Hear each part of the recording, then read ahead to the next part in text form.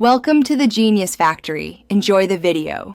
You want a crisp result, so start now by patting chicken dry and seasoning. This helps the coating stick and prevents sogginess. Once done, set up a 3-part station.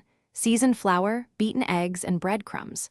Dip each piece in flour first to create a dry surface, then into egg to bind, and finally press into breadcrumbs with your palm so they adhere.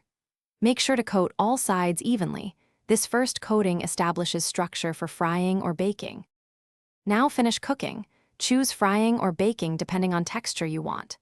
If frying, heat oil to 170–180 degrees C and cook in batches so temperature stays stable. That prevents greasy coatings. For baking, place pieces on a wire rack over a sheet at 200 degrees C so hot air crisps each side. Flip once for even color. Use an instant-read thermometer to confirm an internal 75 degrees C. You'll get safe, juicy meat without overcooking. Also, don't overcrowd, airflow. Finish by resting the chicken 3–5 minutes. This lets juices settle and the crust set. Once rested, taste and adjust seasoning. You can add a squeeze of lemon or sprinkle of salt. If the crust turns soggy, immediately return pieces to a hot oven at 220 degrees C or use an air fryer for 5–8 minutes to recrisp. If the coating separates, next time dust more flour before egg and press the breadcrumbs firmly.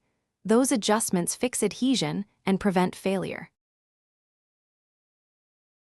Thanks for watching. If you found this helpful, don't forget to like and subscribe.